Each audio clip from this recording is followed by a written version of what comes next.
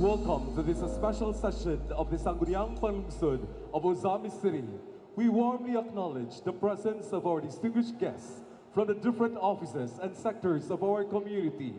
The provincial officials, headed by Governor Henry Sevilla Waminang, the Ozami City officials and families, Regional Director and the First Lady of Ozami City, Dr. Ruth Legaspi Fuentes, Sasso 3 and family, members of the Sangguniang Panlungsod of Ozami City, members of the Association of Barangay Captains, members of the Sangguniang Kabataan Federation, department heads of the city government, national government agencies, officials and personnel from the Department of Education, uniformed personnel, members of the judiciary, barangay officials, representatives from the academe, religious leaders, civil society organizations, business sector, members of the media, families and friends, invited guests, ladies and gentlemen, good afternoon. Thank you for joining us as we witness another significant milestone in the continuing journey of Ascenso for our beloved city of Ozamis. May I request everyone to kindly settle down as we will begin now. We gather for a special session of the Sangguniang Panlungsod sa Dakbayan sa Ozamis, convened in accordance with its mandate to hear the first State of the City address of our beloved city mayor. At this point in time, may we call in the Honorable Presiding Officer of the Sangguniang Panlungsod of Ozamis City, Vice Mayor Simplicia Baby O'Neri. The special session is now called to order. May I request Mr. Secretary for the roll call, please. A prayer, please. Honorable Suizo. We would like to request everybody to please stand up. Let us put ourselves in the presence of the Lord, sign of the cross, in the name of the Father, the Son, of the Holy Spirit. Amen. Our Heavenly Father, we thank you for the opportunity that we are gathered here in this very special afternoon to honor our beloved city, the remarkable achievements of our hardworking mayor achieves. We thank you for our attendees, our LGU Ozamis working staff and employees, our department heads, our national agency representatives, our dignitaries and special guests, our punong barangays present, especially to our pillars of our province, headed by our very hardworking governor, Governor Henry S. Waminal, our 2nd District Representative, Kong Ando Waminal, and Ascenso Pinoy Party List Congressman, Indy Waminal. And to our very dynamic Mayor, Honorable Sam Norman Fuentes, who will be delivering his very first State of the City address. May this ceremony brings more pride to our city as we aspire for more developments and growth. And we hope that it will all redound to the general welfare of our beloved city, Ozamis, so that our Ozamisnons will continue nga magpuyong malinawon, malambuon, ug malipayon. We believe, dear God, that we can do nothing without you. That is why we are making you the center of our public service. This we ask, in Jesus' name we pray, Amen. Name the Father, the Son, and the Holy Spirit, Amen.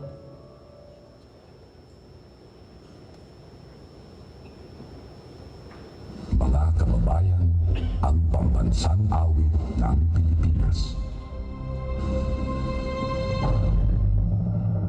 Hayang mag-ibig, dalas magsilanganan, alam ng puso, sa titik ko'y buhay. Lupang hinilang, tuyang ka ng mag-ibig, sa manlulupig, di ka pasisitil, sa nagagaktutok sa simoy at sa langit ng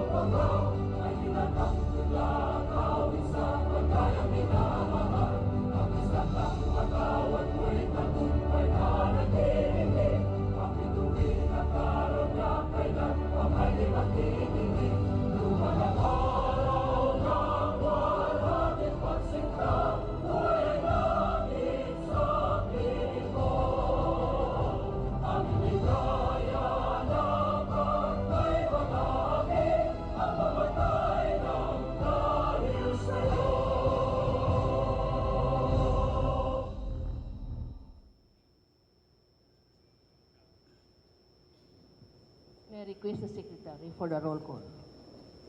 Honorable Neri, Present. Honorable Waminal Jr., Honorable Fuentes Cipris, Honorable Co, Honorable Lim, Honorable Salvador, Honorable Suizo Jr., Present. Honorable Lau, Honorable Romero de Sican, Here. Honorable Sakin Jr., Here. Honorable Tapayan, Honorable Canlas Jr., Honorable Duhay Lungsod. Madam Chair, we have a complete attendance of all the members of the City Council, including the Honorable Presiding Officer. Thank you, Mr. Secretary. Having a perfect attendance, the Chair declares a quorum. May I request the Honorable Majority Floor Leader for the order of business, please. Thank you, Honorable Presiding Officer. Thank you. Good afternoon, everyone. We have only one addendum in our order of business for today's business session, Honorable Chair. And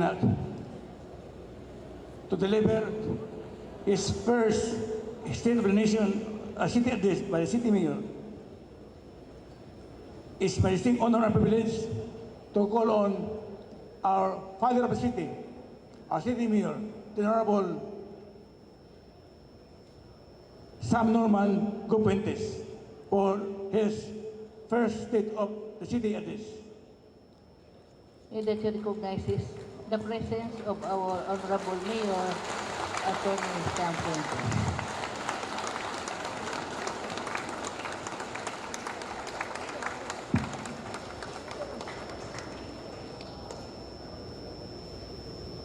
Please take your seats.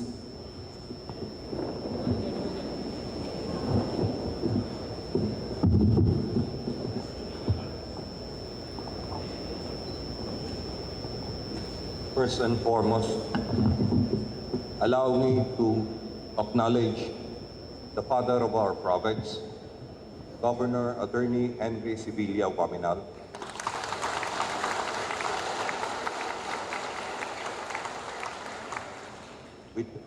With him is the First Lady of the province, Attorney Pearl Grace Fuentes Waminal.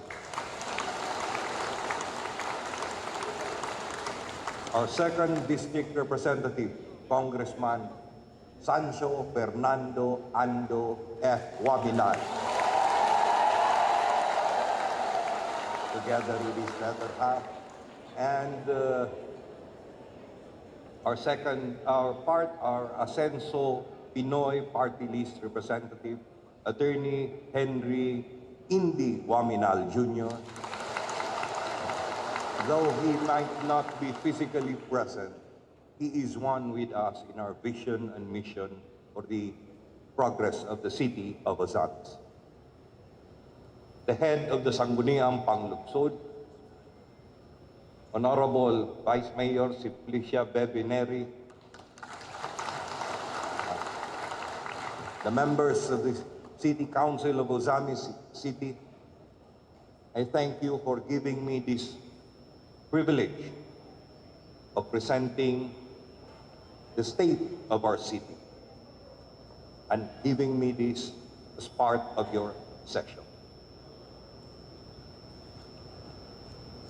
Barangay officials present, punong barangays of our 51 barangays, department heads of the LGU of Ozamis City, representatives from the national government agencies. We have here from the judiciary, we have also the uniformed service and various agencies who are our partners in the affairs of the city, civil society organizations, development partners, honored guests, and allow me to also recognize a better half, Dr. Ruth Ligaspi Fuentes, currently the Regional Director for Region 10, Department of Education. And of course, my brothers and sisters, and of course, my mother, Norma Go Fuentes. who will be turning 99 this year. Again, honored guests and the members of the clergy, the academe, and I understand Father Marvin Osmeña is here representing Archbishop Martin Humawad, Pastor Yul, and Pastor Yanez, and fellow workers in government, most especially sa atong mga pinanggang ginikanan o mga igsuong usamisnon, usa ka maasensong hapon kanatong tanan.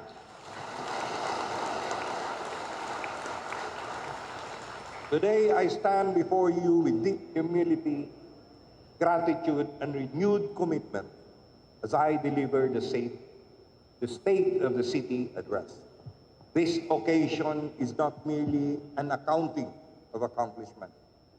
It is a reflection of our collective journey, recognition of the challenges we have overcome, and a reaffirmation of our shared vision for a better, stronger, and more inclusive Ozamiz City. Since assuming office, our administration has remained guided by one enduring principle, and that is the government exists for the people. This is the very essence of the Ascenso brand of service. A governmental philosophy founded on responsive leadership, genuine public service, transparency, innovation, and inclusive development. The progress we celebrate today is not the achievement of one office or of one administration. It is the product of our collective efforts of government agencies, the respective barangays, the private sector, civil society organizations, development partners, and most importantly, ang mga usamisno. Together, we have persevered. Together, we have built. Together, we have progressed. And today, I am pleased to report that the state of our city remains strong, stable, and steadily advancing through our 7 key areas of governance. The first is economy and investments development. The second, education and youth development. The third is health and social services development. The fourth, infrastructure and urban development. Fifth, agriculture, fisheries, and food security development. Sixth is the peace and order and good governance. And seventh, environment and sustainable development. To begin with economic and investments development. Economic growth remains one of the primary foundations of sustainable development. That is a fact. Over the past year, our administration has continued implementing policies and initiatives aimed at strengthening the local economy, supporting businesses, generating employment opportunities, and attracting investments that create benefits for all our people. Today, I am proud to report that our local economy remains vibrant, resilient, and steadily growing. As of the first semester of the fiscal year 2026, our city recorded a total of 4,154 registered business establishments. Of these, 3,902 businesses successfully renewed their permits, while 252 new businesses opened their doors. Further expanding our local economy and creating new opportunities for our people. This sustained business confidence translated into over 346 million in new investments and generated and sustained 13,232 employment opportunities for our fellow Ozamiz. The, the City Treasurer's Office generated 170.33 million in local revenues during the first half also of 2026, while the Business Permits and Licensing Office collected 142.03 million in business permit revenues. As of 2026, 100% of all business permit applications and renewals have been processed through the Electronics Business Permits and Licensing System, or EBPLS, ensuring both convenience and transparency for the greater public. The viability of our economy is likewise reflected in the 24.77 billion in gross business receipts generated by establishments operating in the city. Through the City Economic Enterprise and Development Office, our public enterprises generated a total of 32,070,000 in revenues. The public mall remained our largest economic hub, generating 18,480,000 while providing opportunities for hundreds of entrepreneurs and market vendors. The IBJT, or Integrated Bus Terminal, generated 4,080,000, while our city slaughterhouse generated 3,890,000 pesos. A significant highlight of our economic development is the continued success of the Ascenso Ozamis Wellness Park, which generated also 1.9 million in revenues and has become a symbol of wellness, recreation, and tourist destination. Because tourism, in a way, has also flourished, in line also with the provincial thrust. In 2025, Ozamis City welcomed 352,607 visitors, composed of 352,312 domestic and 295 foreign visitors. For the first quarter of 2026 alone, we have already recorded 50,873 visitors, demonstrating the sustained growth of our tourism industry. These accomplishments affirm that Ozamis City is steadily advancing as an emerging center of commerce in northern Mindanao. Under the Padayon Kanunay, to repeat, under the Padayon Kanunay Ascenso Ozamis administration, economic growth is not measured merely by numbers. It is measured by the opportunities we create, the livelihoods we protect, and the better future we build together for every Ozamista. For our second key area is with education and youth development. It is stated that the true measure of progress is not only seen in infrastructure or economic growth, but in the opportunities we create for our children and the investment we make for our young. My dear fellow Ozamistas, I firmly believe that education remains the greatest equalizer and the most powerful instrument to break the cycle of poverty in the country. It is through education that dreams are nurtured, families are uplifted, and communities are transformed. That is why, from the very beginning of our administration, we made it a priority to ensure that every deserving young Ozamisnon has the opportunity to pursue higher education, acquire skills, and achieve their dreams. Today, I am proud to report that through our One Family, One Professional program and the Ascenso Ozamis Scholarship Program, which is closely aligned with the provincial thrust on this, we have extended educational assistance to a total of 1,301 scholars during the academic year 2025 to 2026. benefiting 621 scholars during the first semester and 680 scholars in the second semester. Each of these OHOP grantees received 25,000 per semester or a total of 50,000 per year. Clearly helping our students continue their education without the heavy burden on, or financial constraints on the part, particularly of their parents. Because we believe that education is the most valuable investment we can make.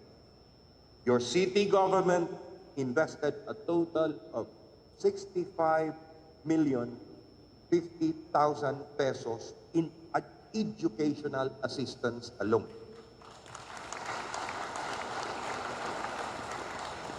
This is more than just a budgetary allocation. This represents 1,301 dreams given hope, 1,301 families empowered, and 1,301 future professionals being prepared to become the next generation teachers, nurses, engineers, accountants, entrepreneurs, public servants, and even leaders of our city. Every scholar we support today is an investment in leadership and workforce of tomorrow.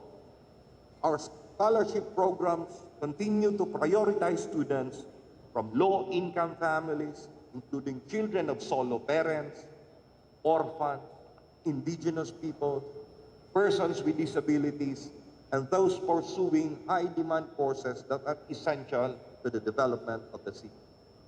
But our commitment goes beyond providing scholarship and for supporting formal education. We recognize that technical and vocational education is equally important in creating employment and empowering people with industry-relevant skills. Through the Ozami City Institute of Technology, we continue to strengthen technical vocational education, TechVoc, so to speak, and skills development program. Today, OSET remains a trusted provider of quality competency assessments services through its TESDA-approved assessment centers, and it's officially recognized as an assessment center for slaughterhouse operation for swine, so with an NC2 certification, slaughtering operations, large animals, also with NC2, cookery, bread and pastry production. We are working hand in hand with the provincial TESDA upon the initiative of Congressman Attorney Henry Indy Waminal Jr. for the inclusion of heavy equipment operator as part of the assessment center.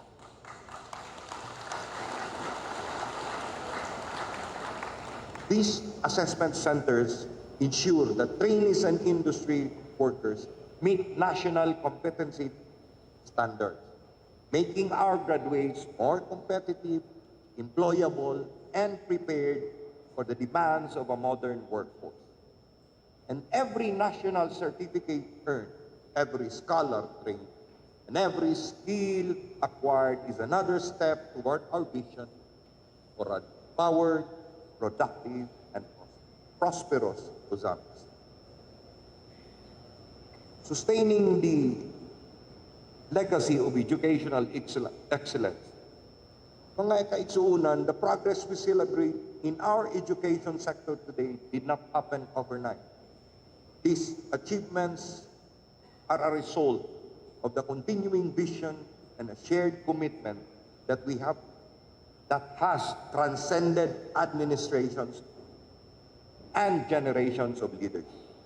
These milestones trace their roots to the former congressman, now father of our province, Governor Attorney Henry Sibilio Waminal, which was sustained by the Ascenso Ozami's administration under former Mayor and now Congressman Sancho Fernando Ando Waminal, and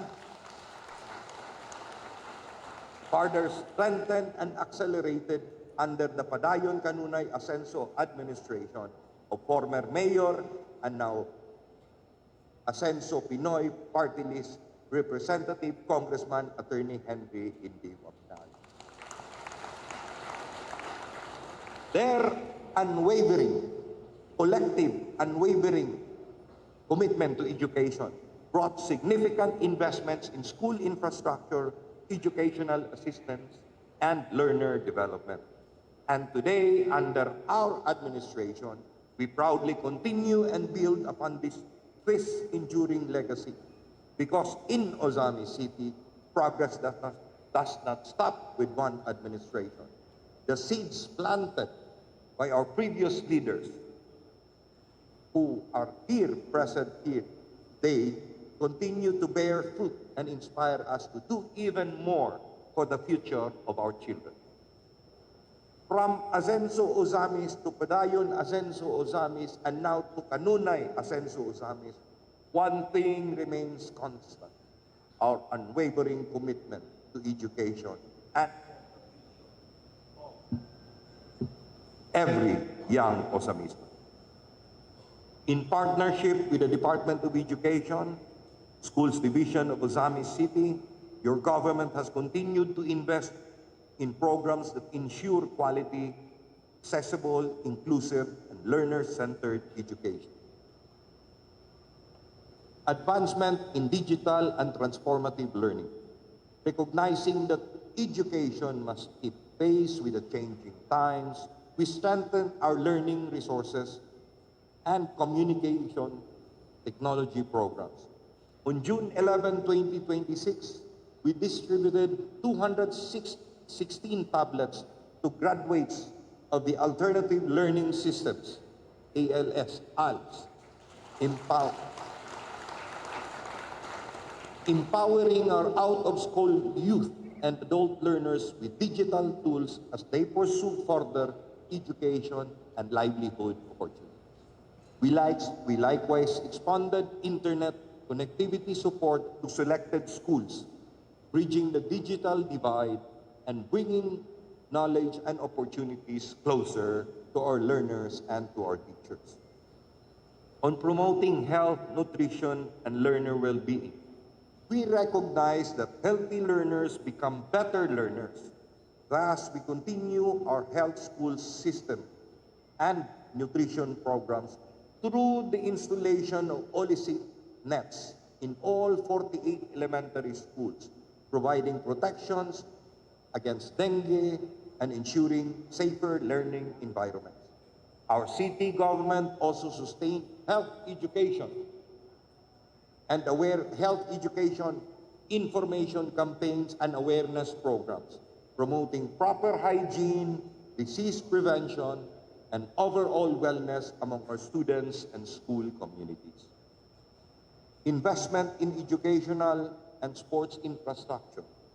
We continue to transform our schools into centers of excellence by investing in educational and sports facilities that nurture the holistic development of every learner.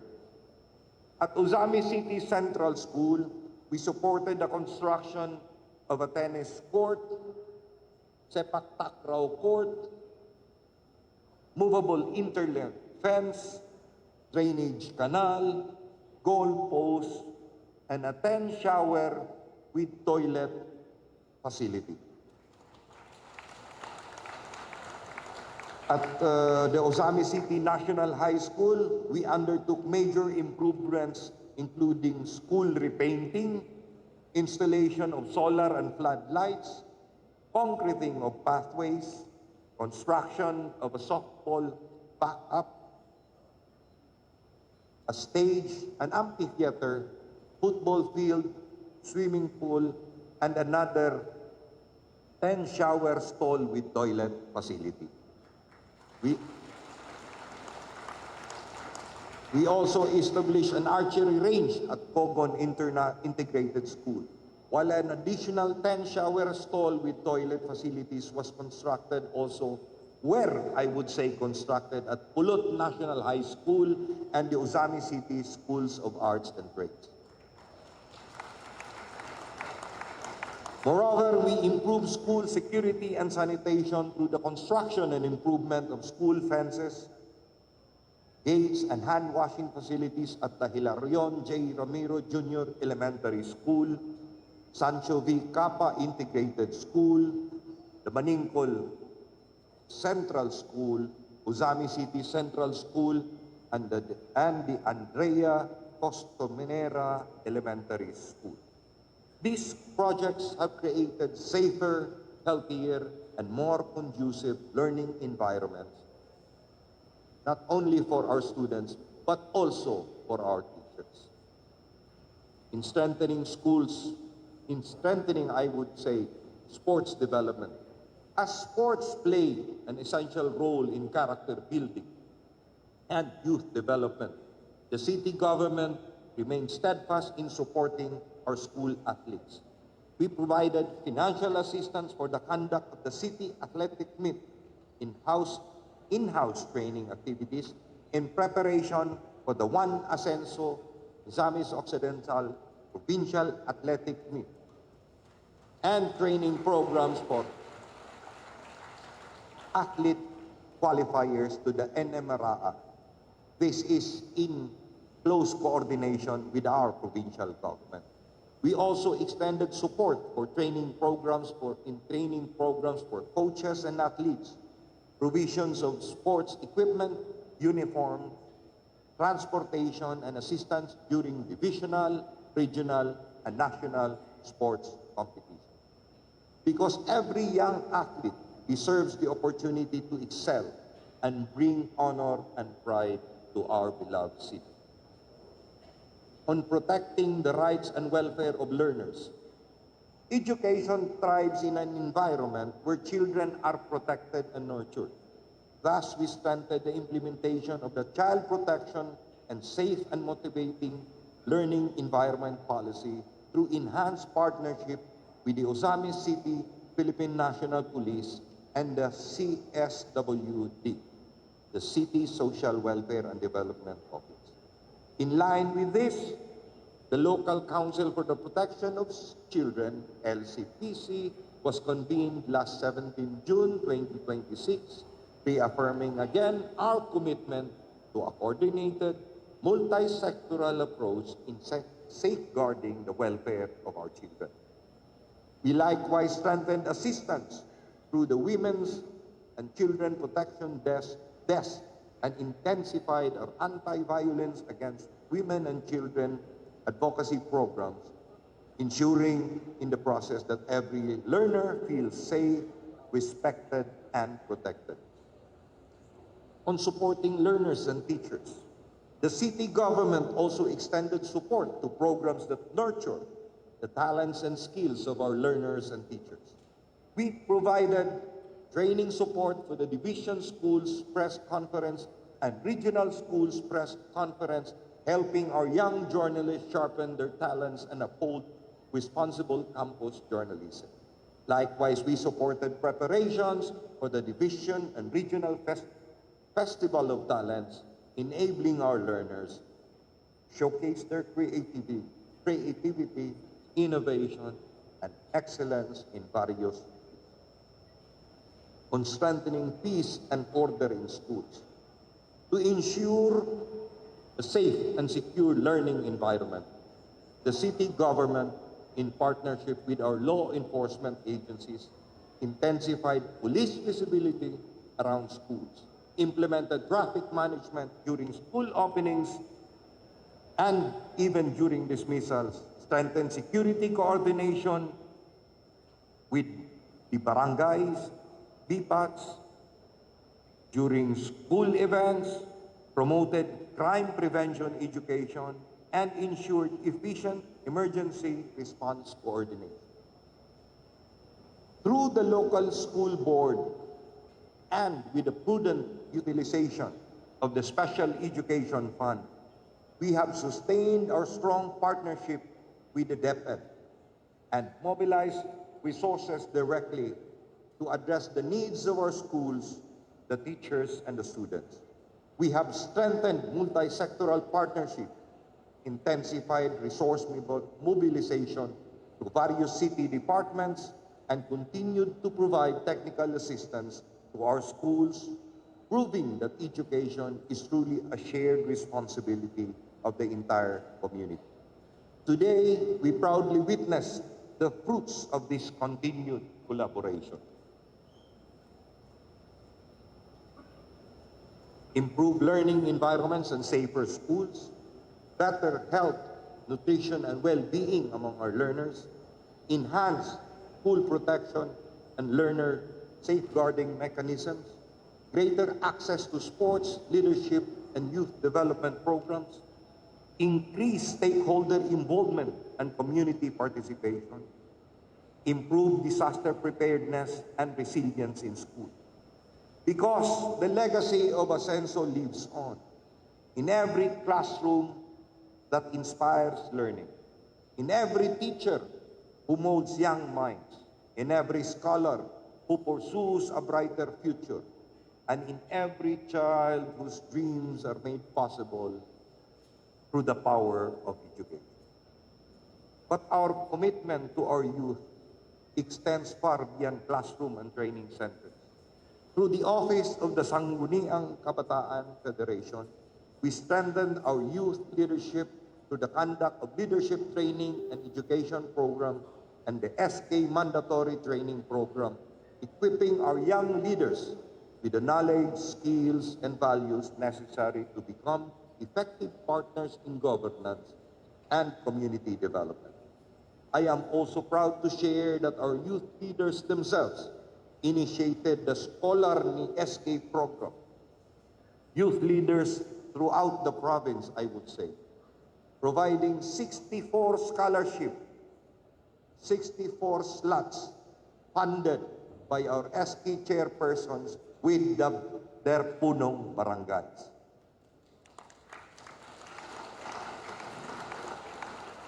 Our youth have likewise brought honor to our city. The Sangguniang Kabataan Federation of Ozamis City was recognized, or should I say, has been recognized as the most outstanding SK Federation in Region 10 for 2 consecutive years, from 2024 to 2025. Likewise, Ozamis City emerged as the overall champion of the Misamis Occidental Provincial Sports League, showcasing the remarkable talent, discipline, and determination of our young SK athletes.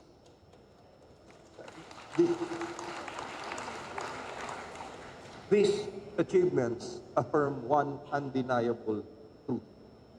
When we invest in our youth, we invest in the future. Every scholar, every support, every youth leader we mentor, every young athlete we inspire, and every skilled worker we train brings us one step closer to an Ozamis we envision. A city where opportunities abound, where dreams are nurtured, and where every young person is empowered to become an instrument of progress. Today, we do not merely count the number of scholarships granted or the amount invested. We count the lives transformed. We count the dreams made possible. We count the futures secured. For when we educate our youth, develop their talents, and equip them with the skills they need to succeed, we empower our families and strengthen our communities.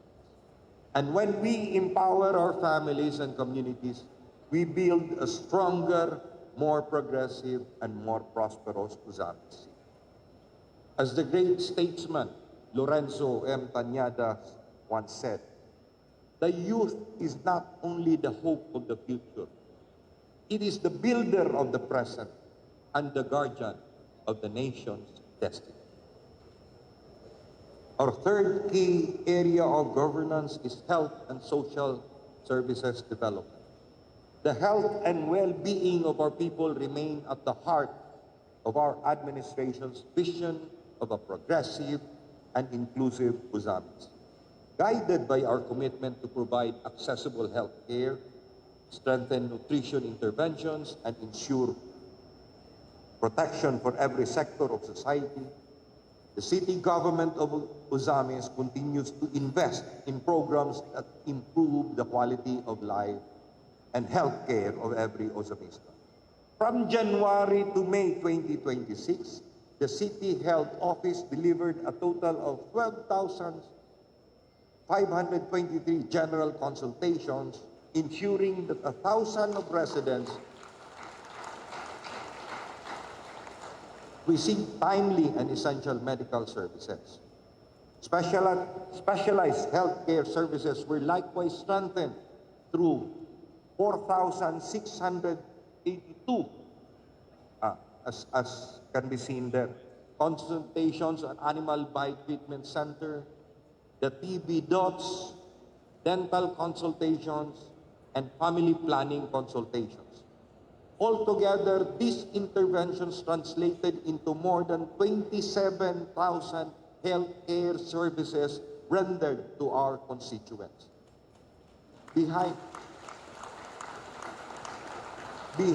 Behind every consultation rendered, every child immunized, every mother cared for, and every patient treated is a family whose burden has been eased and lifted and life given renewed hope. These accomplishments remind us that healthcare is not merely about numbers. It is about people, compassion, and human dignity. In addition, ensuring safe motherhood and healthy childhood remains a priority of this administration. During the reporting period, there can be seen our safe motherhood and healthy childhood intervention on pregnant women, on safe deliveries, live births registered, mothers who had completed postnatal care visits, and for the newborns. Significantly, the 670 newborns were recorded with normal birth weights, reflecting positive maternal and newborn outcomes. Preventive health care programs also continue to protect our youngest citizens. The City Health Office recorded 683 children protected at birth, 628 fully immunized, and 49 children who completed fully the required immunization schedule under the Completely Immunized Child Program. Nutrition remains one of the pillars of our health agenda. Through the Operation Timbang Plus program, the city government monitored 10,369 preschool children aged from preschool and aged from 0 to 59 months, resulting in a continued decline in malnutrition prevalence across the city. Underweight prevalence significantly decreased from 6.35% in 2024 to 2.69% in 2026.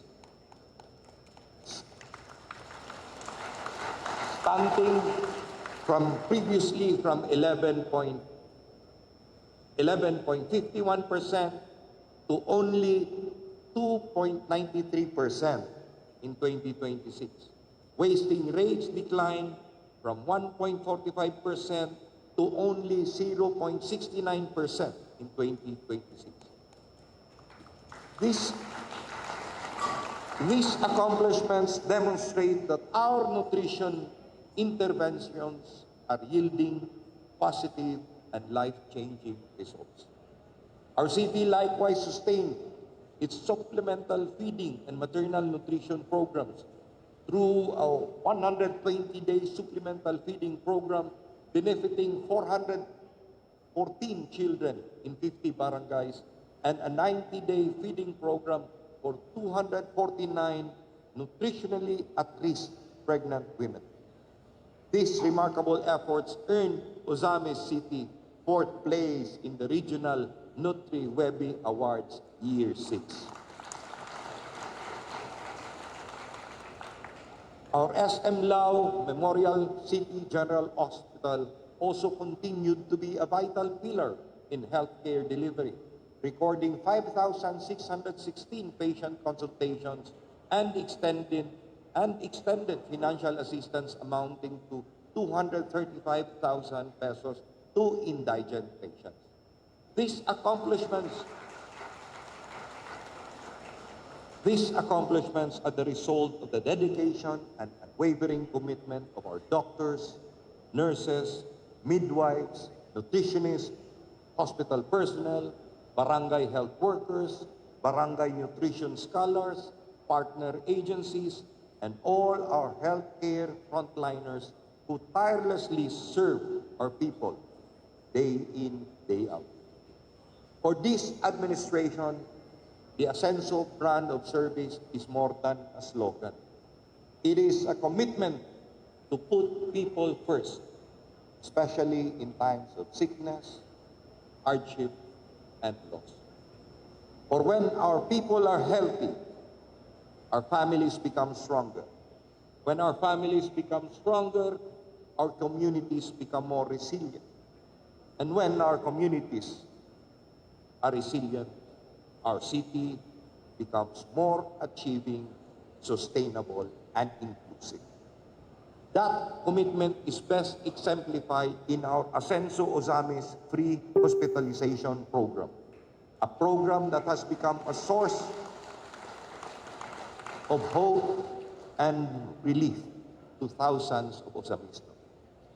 From January 2025 to January 2026, the city government of Ozamis extended hospitalization assistance to a total of 4,293 beneficiaries, with a total assistance release amounting to 84,026,529.49 pesos.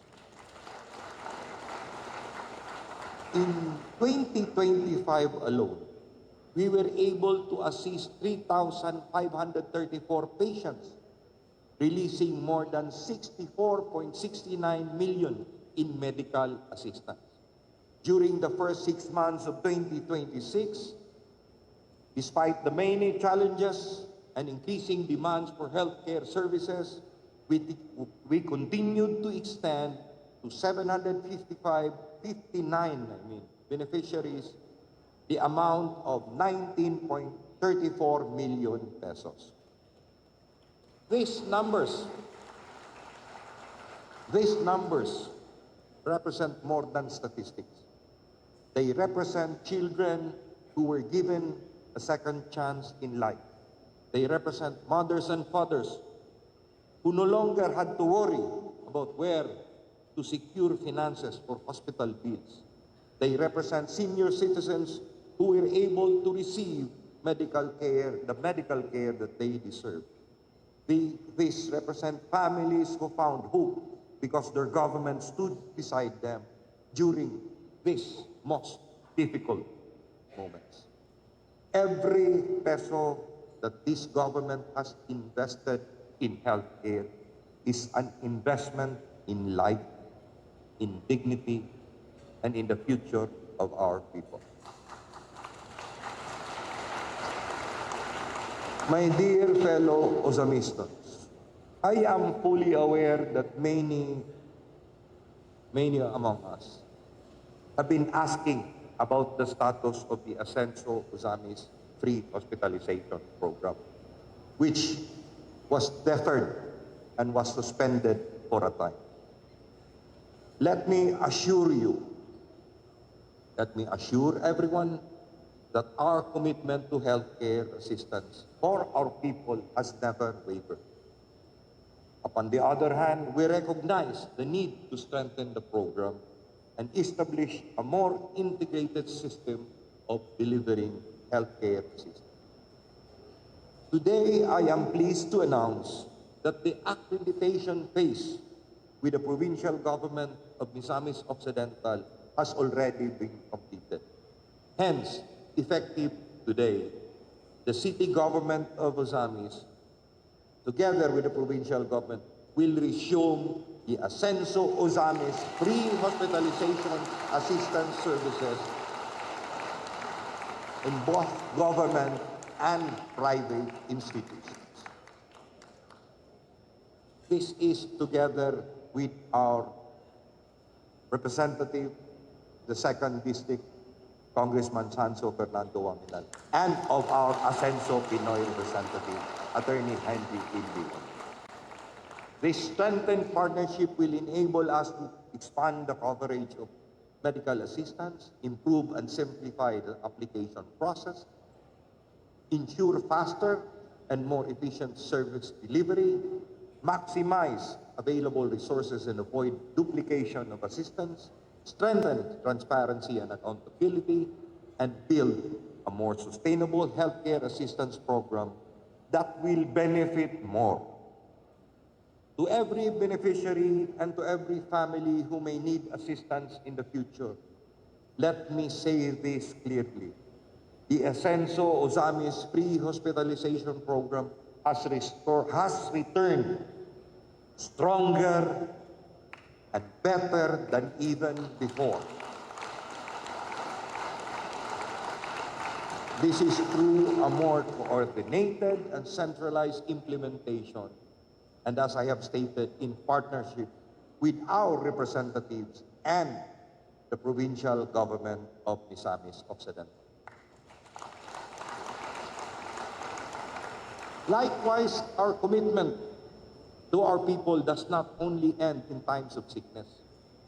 We understand that one of the most tragic moments any family can face is the loss of a loved one. In those moments of grief and sorrow, government must also be present, not only as an institution, but as a compassionate partner. Through the Ascenso Burial Assistance Program, we have stood with the families, with these bereaved families during their darkest moments. From January 2025 to June 2026, the city government extended burial assistance to 878 bereaved families, amounting to a total of 12,865,050 pesos. In 2025 also, we assisted 614 families with financial support amounting to 8.89 million pesos. During the first 6 months of 2026, we continued to provide assistance to 264 families with support amounting to 3.97 million pesos. Please bear in mind that these figures represent grieving families who were given dignity in laying down their loved ones and putting them to rest. They represent parents, spouses, and children who found comfort in knowing that the government was there to help ease their burdens in times of immense sorrow. Taken together, these two flagship social protection programs, the Ascenso Ozamis Free Hospitalization Program and the Ascenso Burial Assistance Program, have delivered assistance to 5,171 beneficiaries and families with an aggregate total amount of 96,891,571 pesos released from January 2025 to June 2026.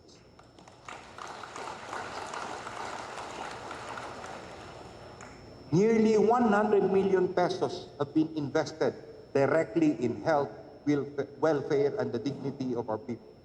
This is the true meaning of the Ascenso brand of service. A government that heals the sick, a government that comforts the grieving, a government that stands with the people in times of uncertainty and in times of need. and above all, a government that ensures no Uzamiston will be left behind. As we continue to build a more progressive, inclusive, and compassionate city of Ozamis, let us remain united in our commitment to care for one another and to ensure that every family experience the genuine and compassionate service that we all deserve. Because in this administration, development is not only about infrastructure. Development is about people. Development is about hope. Development is about service with a heart.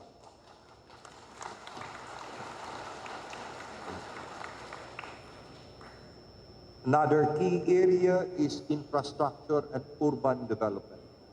The city government of Ozamis, through the City Engineering Office, continued to pursue sustainable infrastructure development by investing in projects that improve the city's infrastructure while creating safer, more resilient, and more livable communities.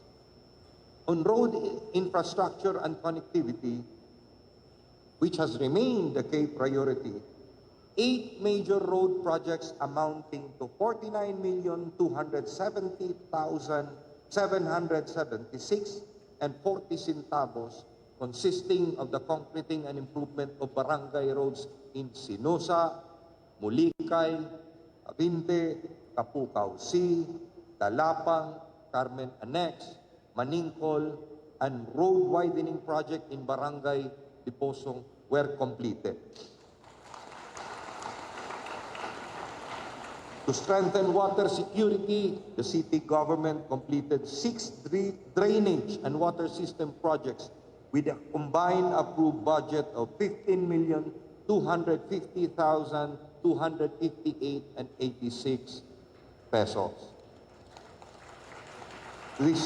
This included the rehabilitation and improvement of the slope protection at Malaobang Bridge, the riprap drainage canal at Purok 7, Barangay Gango, elevated water reservoir at Barangay Sinosa, construction of reservoir at Barangay Trigos, construction of Barangay Gala water system, and the construction of elevated water reservoir with distribution pipeline at Barangay Cogon.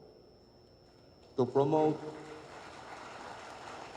promote safer communities and improve nighttime mobility, the city government implemented 2 major street lighting projects with a total approved budget of 28,450,000.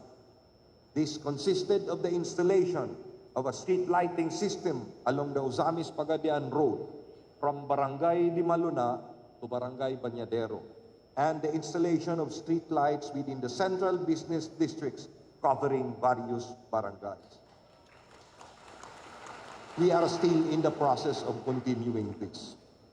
The city government likewise strengthened public service delivery through 5 major government infrastructure projects amounting to 35,190,478.55 centavos. This include the completion of the Barangay Karangan Barangay Health Station, the school fence and gate at Barangay Pulot Elementary School, construction of the perimeter fence at Ozamis City National High School, completion of the multipurpose hall or covered court at Barangay Liposong, and the construction of a 3-story multipurpose building at Barangay Aguada.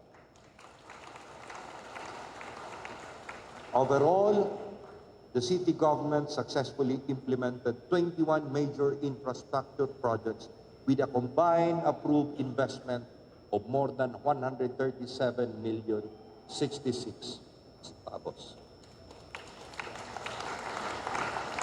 Every road concreted, every water system completed, every school improved, every street light installed, and every government facility constructed is a testament to our belief that infrastructure is more than concrete and steel. It is an investment in our people, and in the future of our city. On our fifth key area of governance is agriculture, fisheries, and food security development. Food security and agricultural sustainability undeniably is a top priority of our administration. Recognizing that our farmers, fisher folks, and livestock owners or raisers are the backbone of our local economy, the city government of Ozamis, through the City Agriculture's Office and the City Veterinary Office, continue to invest in these programs. In direct coordination with the provincial government under the Ascenso Rice Farmers Full Assistance Program, or ARFAP, the city government provided comprehensive support that is from land preparation up to post-harvest to our rice farmers through the first distribution of 3,334 bags of field rice inbred seeds and various fertilizer assistance across the cropping period from 2025 to mid-2026. 2. Direct financial assistance amounting to 11.02 million to farmers for land preparation and harvesting activities, benefiting hundreds of rice farmers throughout the city.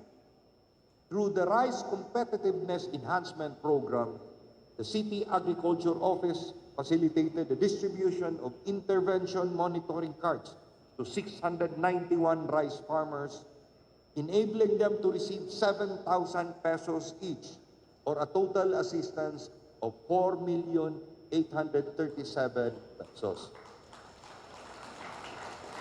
These interventions contributed to the increase in rice productivity from 5.6 metric tons per hectare in 2025 to 6.14 metric tons per hectare in 2026, above the national average, demonstrating the positive impact of government support and improved farming practices. To further diversify agricultural production, the city government prepared 100 production packages under the Corn Development Program for corn farms. The Coconut Development Program likewise distributed 14,051 coconut seedlings to 147 beneficiaries and 1,000 bags of agricultural salt fertilizers to 230 coconut farmers. Our Fisheries Development Program with the Department of Agriculture continued to provide assistance to municipal fisher folks through the distribution of 175 fuel subsidy cards worth 3,000 each, distribution of fish gear and seaweed farm implements, release of 130,000 tilapia fingerlings, distribution of 5 fiberglass boats.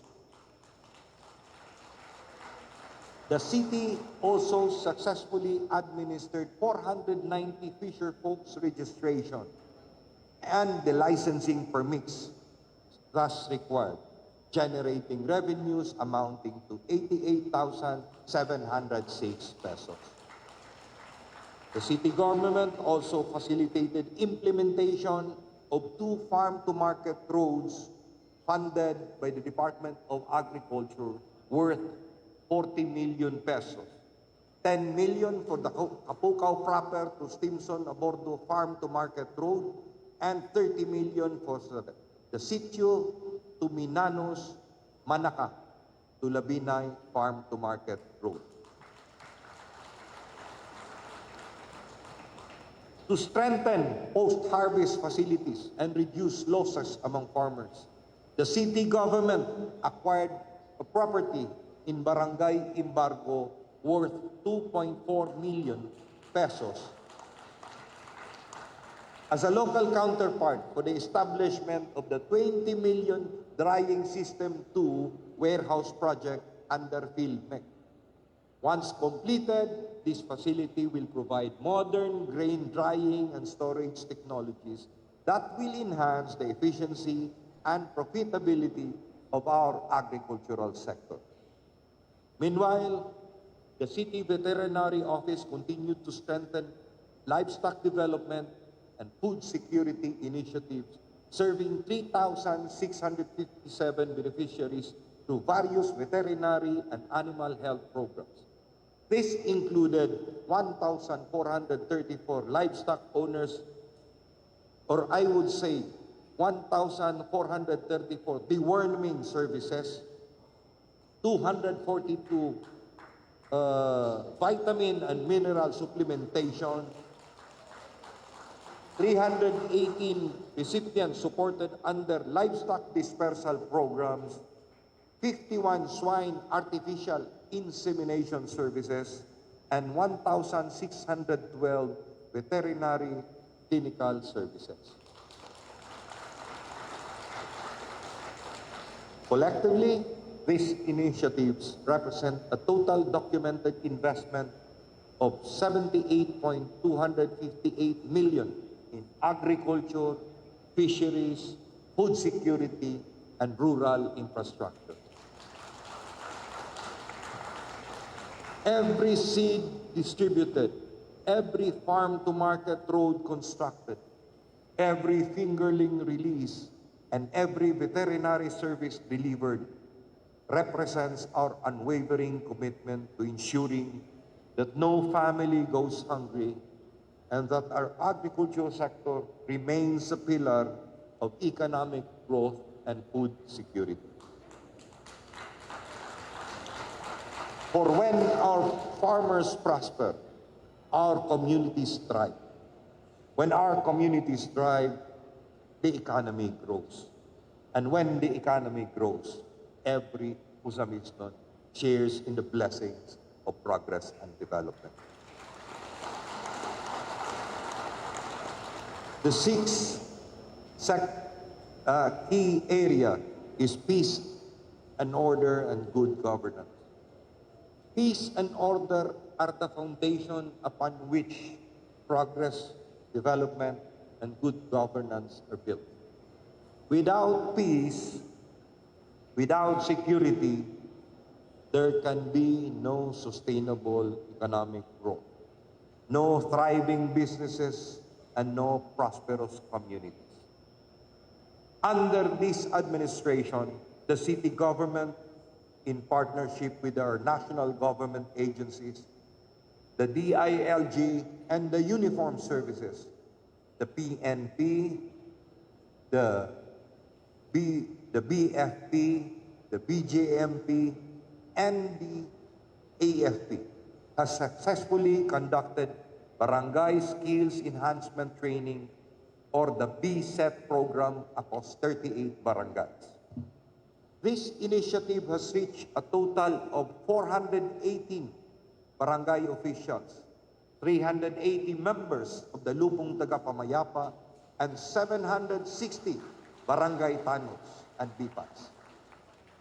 Hence, equipping our frontline peacekeepers with the skills and knowledge needed to better serve and protect our communities. This administration has remained steadfast in its commitment to ensuring that every Uzamisnon lives in a city that is peaceful, secure, and conducive to growth and development. From January 1 to June 25, 2026, the city of Ozamis recorded a total of 157 crime incidents. This is a decrease of 5 incidents, or 3.09%. 5 incidents equivalent to 3.09% compared to the previous 162 incidents last year. Our index crime declined from 148 incidents to 144 incidents, equivalent to a 2.70% decline. Likewise, our non-index crime significantly dropped from 13 incidents to only 9 incidents, representing a 30.77% reduction. These figures affirm that our crime prevention measures are working and that our communities are becoming safer and more secure every day, made possible by the dedicated men and women of the Ozami City Police Station, whose professionalism, vigilance, and commitment to public service continue to uphold peace and security in our city.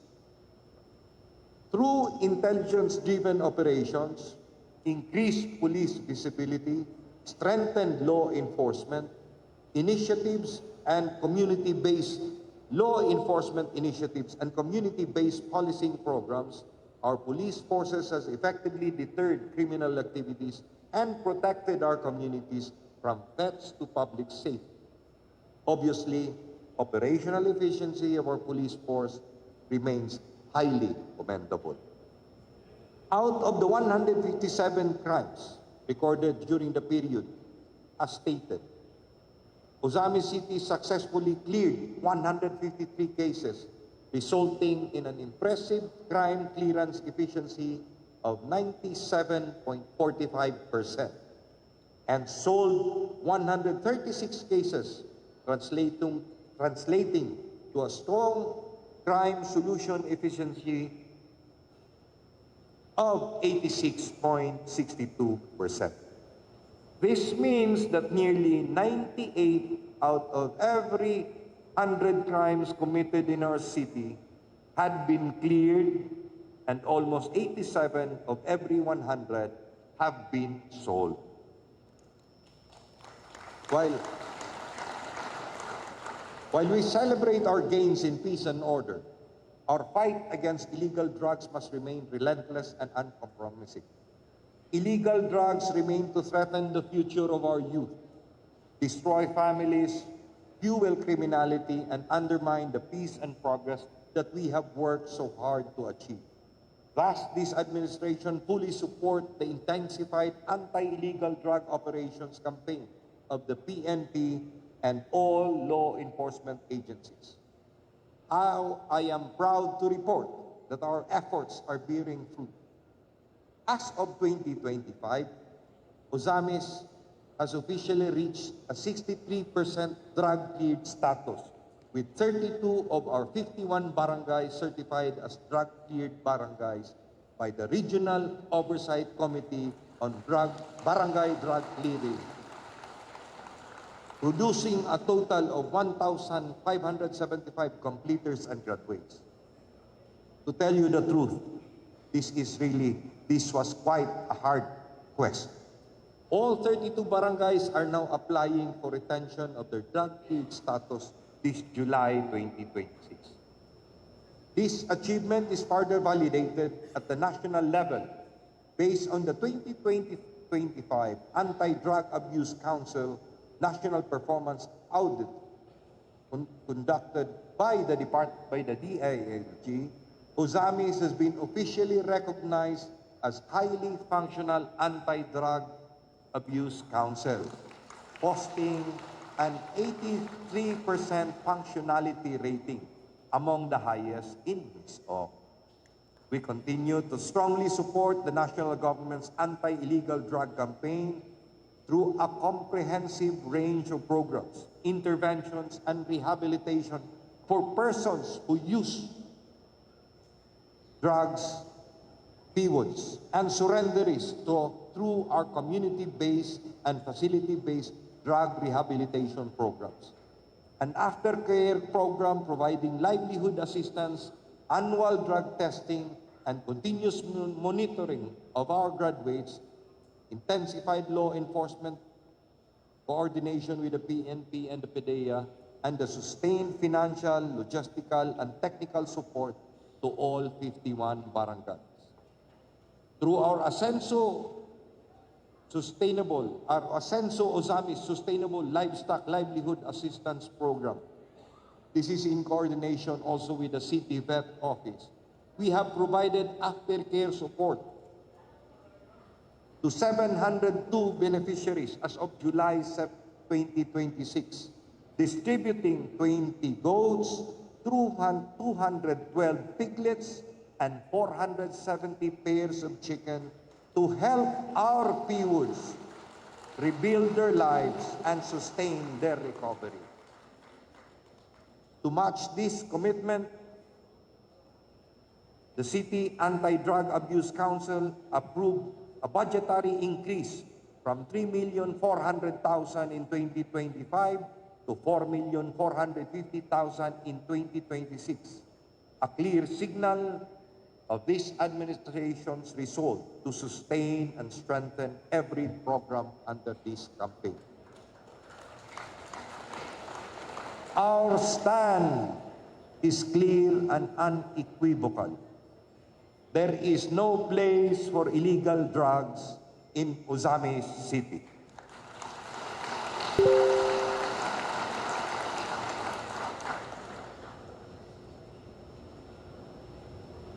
We also have strengthened the fight against online sexual abuse, exploitation, and human trafficking. As we embrace opportunities brought about by technology and digital connectivity, we must also confront the emerging threats that accompany them. Among the most alarming are online sexual abuse and exploitation of children, distribution of child sexual abuse or exploitation materials, online sex trafficking, cyber-enabled exploitation, and all forms of abuse of women and children. These crimes strike at the very heart of each and every family in our community. As your city government, we stand firm in our commitment to protect every child, every woman, and every vulnerable individual from all forms of abuse, exploitation, and trafficking.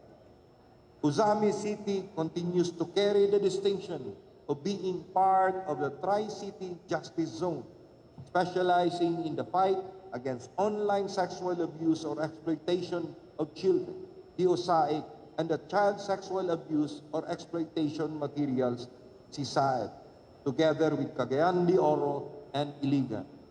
These are duly recognized by the Justice Sector Coordinating Council, composed of the Supreme Court, the Department of Justice, and the DILG. In partnership with our law enforcement agencies, educational institutions, barangays, faith-based organizations, and civil society groups, we continue to intensify our campaign against online sexual exploitation and human trafficking. Protecting our children is not solely the responsibility of the government. It is a shared duty of every parent, every teacher, every religious leader, every community, and every citizen. Because when we protect our children, we protect the future of Ozamis. As Claro M. Recto once stated, the security of the people shall be the highest law. Guided by this enduring principle, let us remain steadfast in our commitment to uphold peace, defend justice, protect families, and preserve the rule of law. Together, let us continue building an Ozamis that is safe, secure, and progressive, where every citizen can live with dignity, every child can dream without fear, and every family can look to the future with hope and confidence.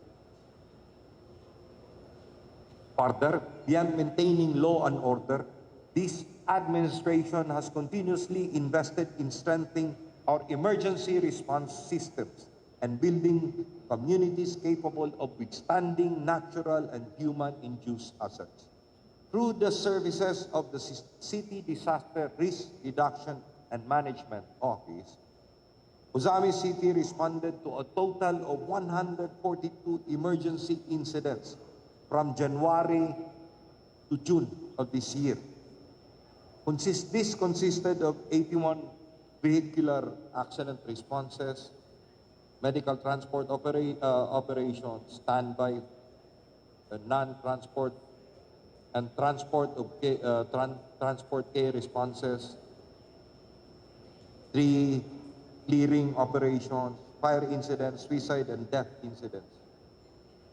Believing that preparedness is the first line of defense against disasters, the city government implemented various capacity building and disaster preparedness programs, including the activation of the Nagkahiusang Alerto sa Uzamis, a citywide radio network, conduct of basic life support, and automated external defibrillator trainings, distribution of the same AED to the barangays, hospitals, and partner agencies, conduct of maritime security bombing simulation exercise at Uzamis City Port, implementation of a 4-day basic emergency response training for Barangay Malaobang, conduct of barangay skills enhancement trainings, integration of disaster risk and management programs into port and community operations, completion of a hazardous tree inventory in all 53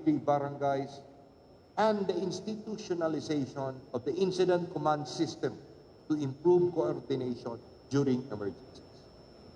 To strengthen environmental safety and sustainability, the CDRMO also assisted in the formation or formulation of contingency plans for the sanitary landfill and conducted hazard assessments as part of the pre-construction requirement for critical infrastructure projects. Looking forward, the city government shall continue to strengthen its CDRMO through the procurement of additional disaster response and communications equipment, acquisition of emergency response vehicles, including pick-up trucks and boom trucks, establishments of emergency operations system, center, its expansion and enhancement of disaster-related infrastructure, stockpiling of emergency and non-food items, continuous capability development programs for CDRMO personnel, and creation of the Uzamis City Quick Response Team.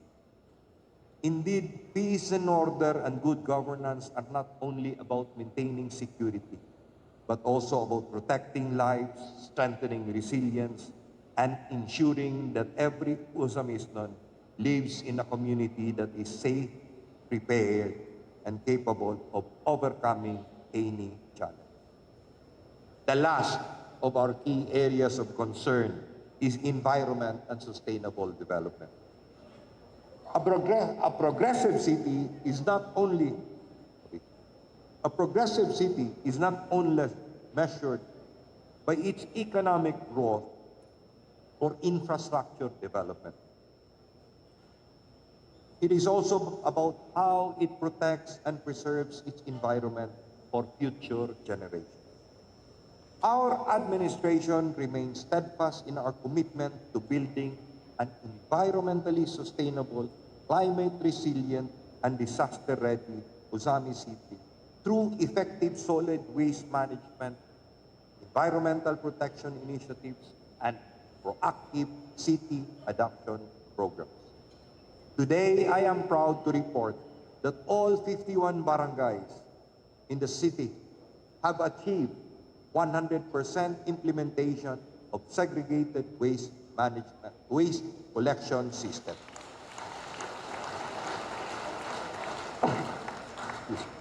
This citywide effort is supported by 6 garbage trucks, 3 dump trucks, and 43 operational materials recovery facilities. Our solid waste and environment management office continues to implement the no segregation, no collection policy, complemented by extensive information and education campaigns. The city government penalized 246 violators of environmental ordinances in 2025 and another 97 violators from January to May 2026, demonstrating our resolve to promoting environmental stewardship. Our city intensified its environmental conservation efforts through tree planting, mangrove propagation, and rehabilitation activities. Likewise, the city government spearheaded 21 coastal, river, and community cleanup activities, mobilizing schools, civic organizations, volunteers, and barangays. As part of our climate resiliency initiatives, Ozami City processed more than 10,837 cubic meters of biodegradable waste through composting and waste diversion programs. Our vermi-composting initiatives utilize thousands of kilograms of biodegradable waste materials and produce vermicast to support urban gardening and food security programs. The Ozami City Sanitary Landfill and Preliminary Disinfection Storage Facility remains fully operational and is compliant with environmental standards. The city government also strengthened waste recycling and circular economy initiatives through the production of eco-bricks and other reusable products. Today, we can proudly say that Ozami City is becoming a cleaner, greener, and more climate-resilient community. Together, under the Ascenso brand of service, we remain committed to building an Ozamis that is not only productive, but is also progressive, prosperous, and environmentally responsible. Also, I might just as well add, unquestionably in this age of technology and innovation, good governance requires institutions that are efficient, transparent, and responsive to the needs of the people. Thus, our administration continues to pursue digital transformation and institutional reforms that improve public service delivery and make government more accessible, efficient, and accountable within the workplace. That is through electronic business permits and licensing system, or our EBPLS, which have significantly reduced processing time to business permits and improve the ease of doing business in our city. Building a digitally empowered city human resource office is also one of our pursuits. And they have embarked on a transformative initiative through the development of a human resource information system, HRIS, which platform is designed to centralize, streamline, and automate key human resource management functions across the LGU. This will reduce manual processing of personal transactions by more than 70% and improving records accessibility and retrieval efficiency to up to 90%, thereby strengthening accountability and good governance in the local government.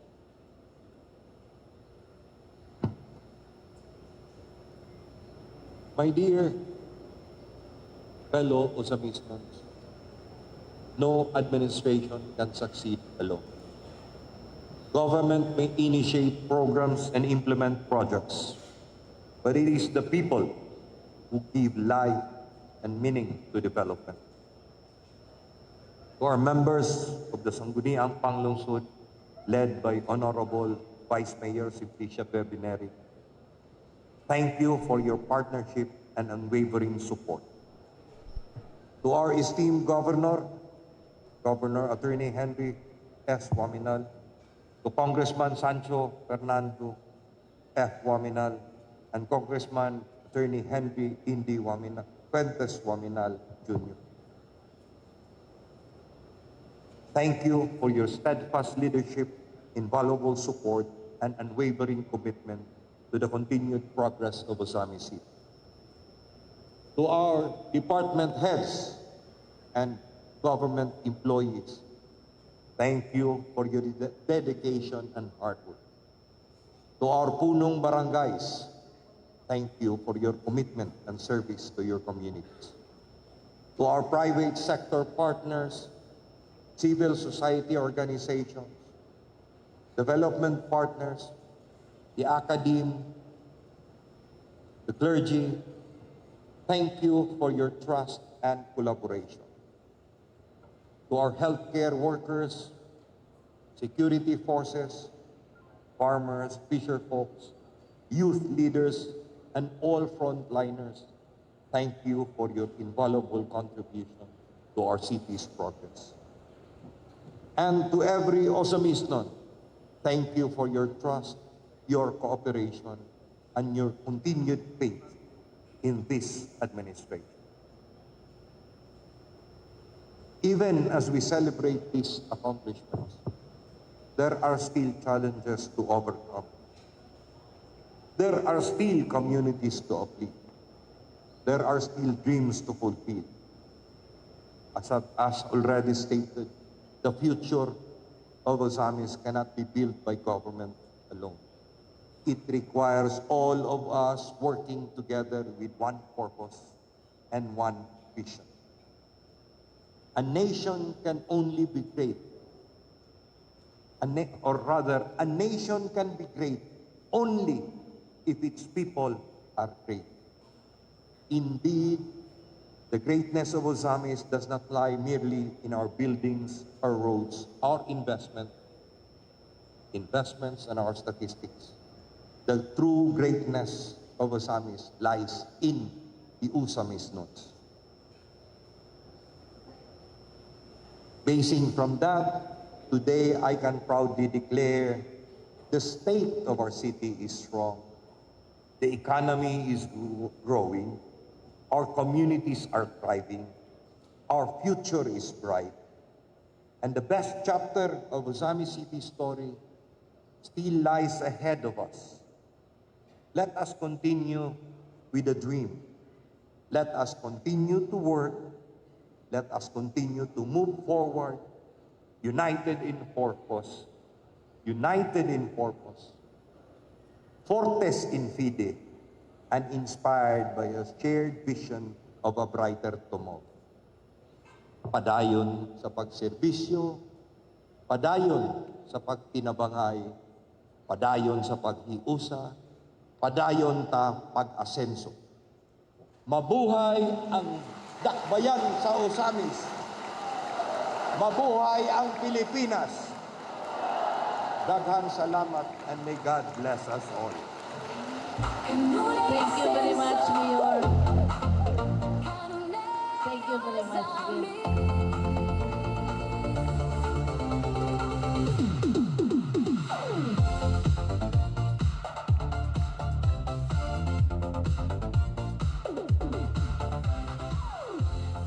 Honorable Majority Floor Leader, is there any other matters to be delivered?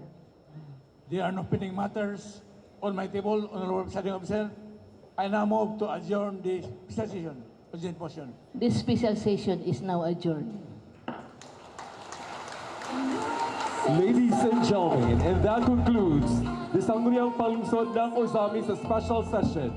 We congratulate City Mayor Attorney Sam Norman Go Fuentes for the substantial and meaningful state of a city address. Again, Mayor, congratulations from all of us, Osamisans and Misamisans. Also, we are grateful for the presence of everyone, especially in the presence of our hard-working Governor, Henry Sevilla Wominal, and the 2nd District Representative, Congressman Sancho Fernando Ando Fuentes Wominal, and the better half of our City Mayor, Regional Director, Dr. Ruth Ligaspi Fuentes, and to one and all, we stand today as witness of the first State of the City address of Mayor Attorney Sam Norman G. Fuentes. And now let's proceed to our photo opportunity. We invite Mayor Attorney Sam Norman G. Fuentes with Governor Henry Sevilla Wominal and Congressman Sancho Fernando Ando Fuentes Wominal.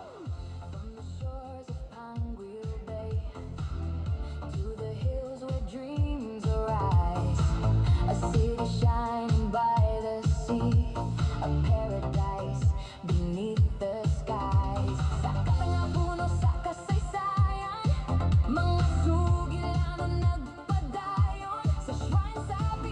Here we go.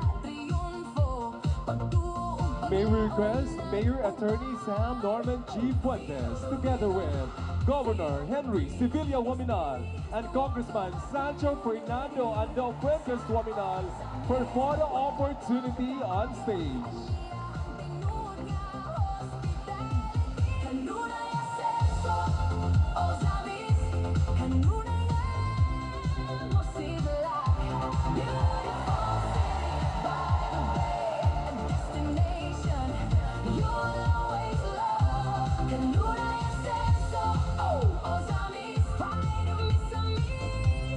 Requesting also to join with them, Regional Director Ruth Legaspi Fuentes, CESO 3, and the family of Mayor Attorney Sam Norman G. Fuentes.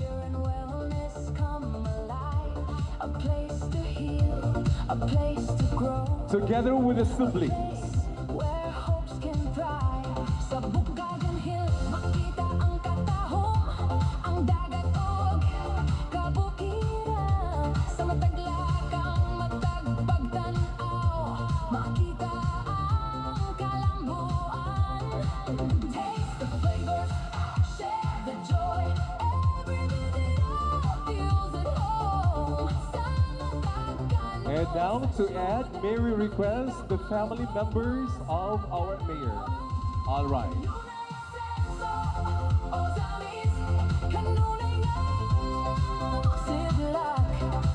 And now may we request our city vice mayor, Simplicia Baby Oneri, together with the members of the city council to join with our mayor on stage.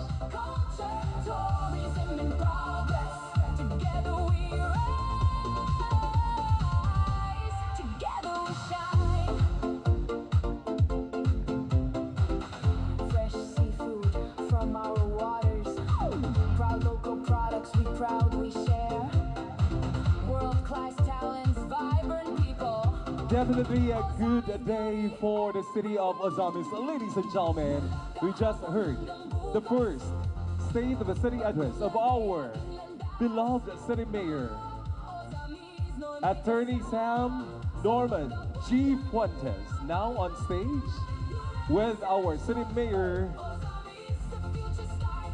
our beloved Governor Henry Sevilla Waminal, our Congressman Sancho Fernando Ando Fuentes Waminal, and the members of the Ozami City Council, headed by our City Vice Mayor Simplicia Baby Oneri.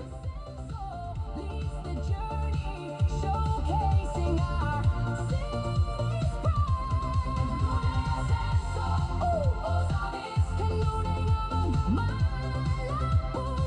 A city of beauty and opportunity. A city that's forever growing. Come and discover, come and experience, come and fall in. We are in our photo opportunity.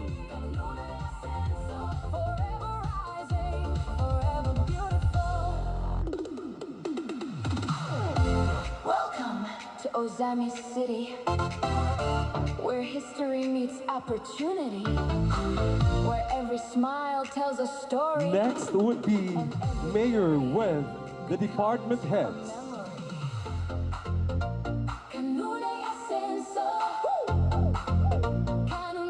Requesting all our department heads to please be at the side for a photo opportunity.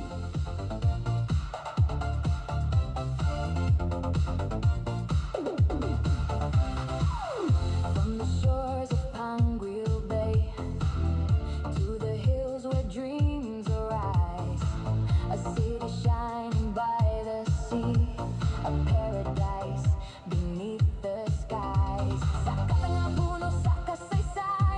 With the mayor, ladies and gentlemen, is the member of the Ozami City Council. With Vice Mayor Simplicia Baby Oneri. Feel the rhythm, feel the breeze, experience the warmth of our community. Sa Thank you so much. Now requesting all our department heads to join with our city mayor.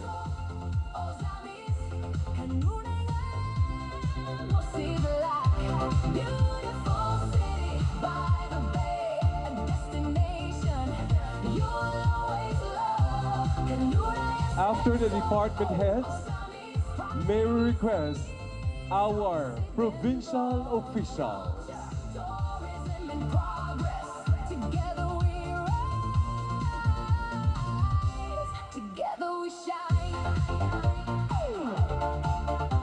At the Central Ozamis Wellness Park, nature and wellness come alive.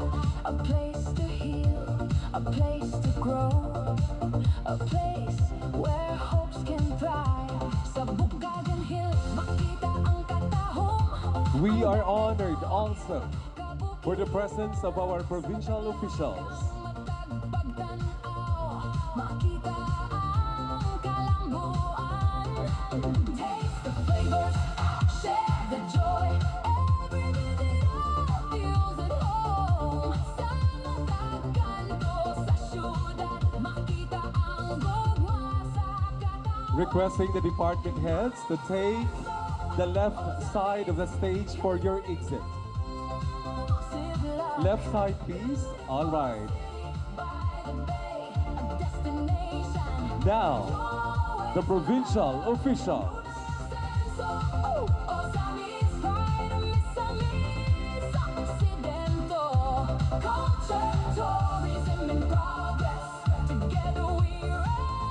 May we request now the provincial officials. These are the board members and the city and municipal mayors. From our waters, proud local products we proudly share. World-class talents, vibrant people. Ozami's beauty everywhere.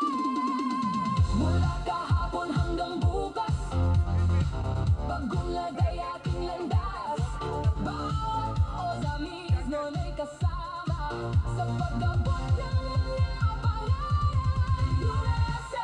Joining with our city mayor, ladies and gentlemen, the provincial officials. We got here once again on stage the visionary governor, the hardworking governor, Governor Henry Sevilla Womina.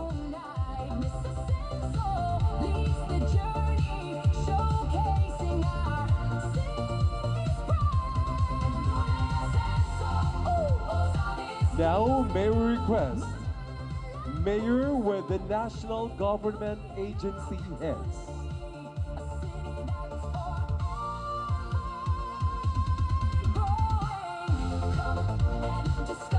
Come and experience, come and fall in love. Once again, may I request the national government agency heads. They are on their way.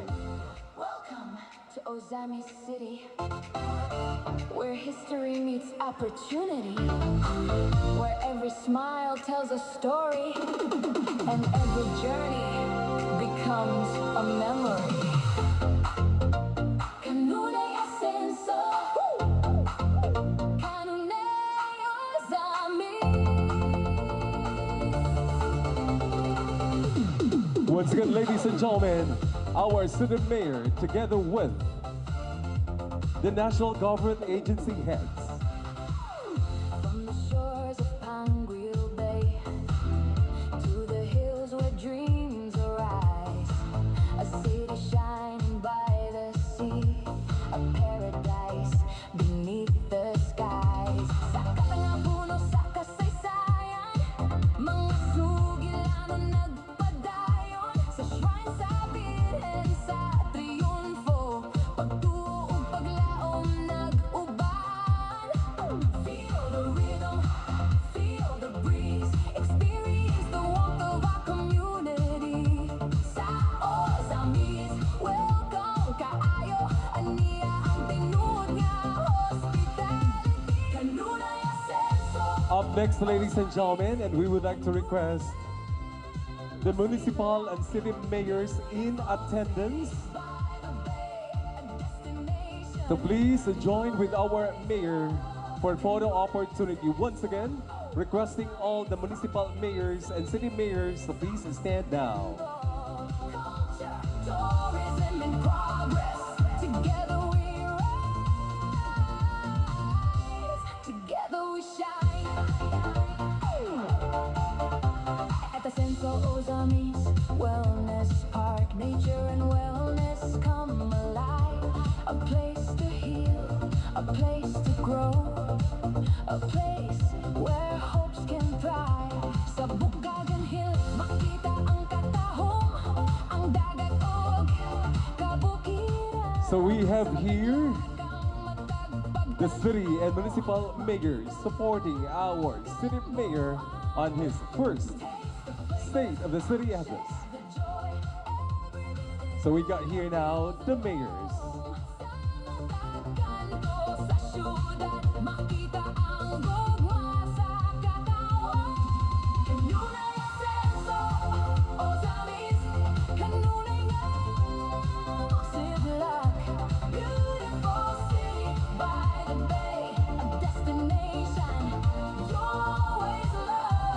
Up next, ladies and gentlemen, Mayor with ABC, the Association of Barangay Captains. May I request you to stand down? Once again, requesting the members of the Liga ng mga Punong Barangay. World-class talents, vibrant people. Ozamis beauty everywhere. Mula kahapon hanggang bukas, bagong lagay ating landas. Bawat Ozamis non'y kasama sa pag-abot ng mga pangarap. Lunay Ascenso, Ozamis, the future starts today. Starts today. From Goddess Shrine to Wellness Park, we're lighting up the way. Lunay Ascenso, Ozamis, where history and progress unite. Mr. Ascenso leads the journey, showcasing our city's pride. Lunay Ascenso, Ozamis, kanunay namang malapuso. A city of beauty and opportunity, a city that's forever growing. Come and discover, come and experience, come and fall in love. Ozamis City, Lunay Ascenso, forever rising, forever beautiful. Together with our mayor, ladies and gentlemen, are the members of the Liga ng mga Punong Barangay. Lunay Ascenso, May I request the sign? Business sector, Chamber of Commerce, and private sector partners to please stand.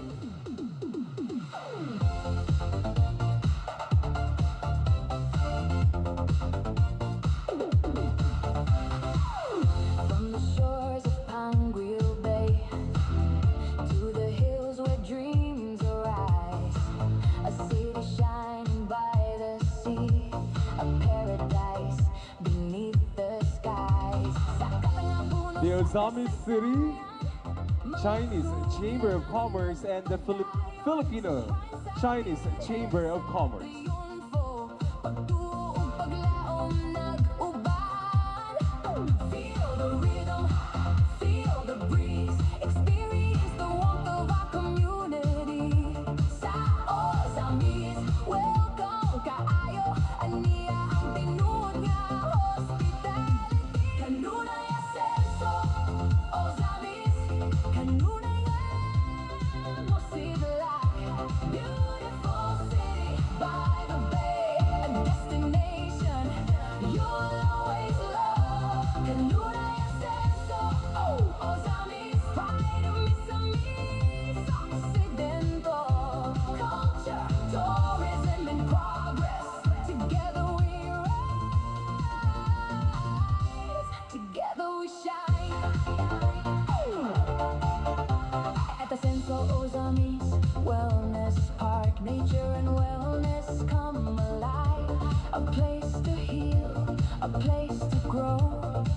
a place where hopes can thrive.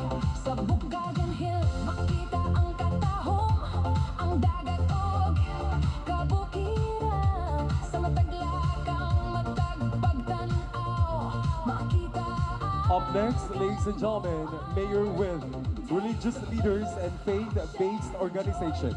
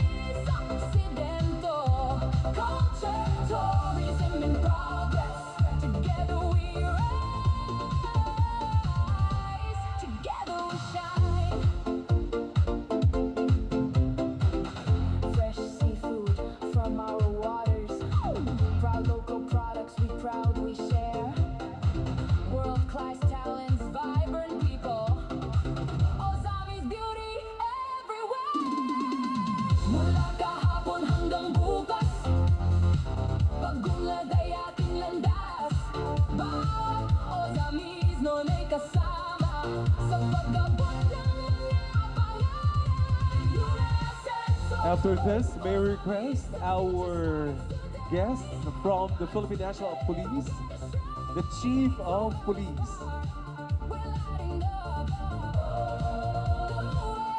We also have here the Provincial Director.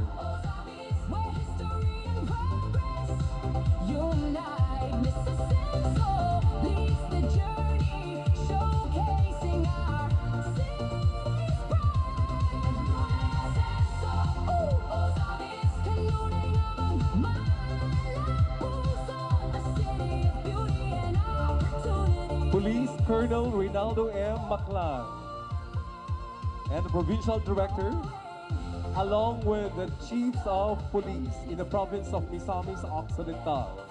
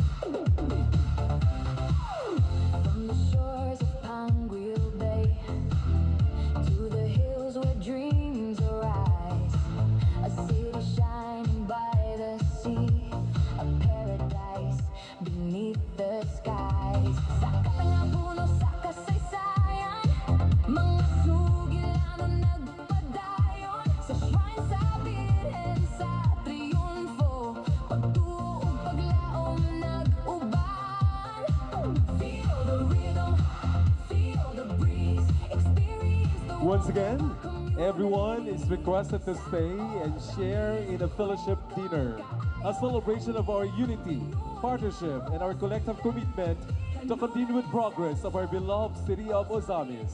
Kanunay Ascenso, Ascenso Ozamis, Ascenso Segundo Distrito, Ascenso Misamis Occidental, and Ascenso Pinoy. Oh,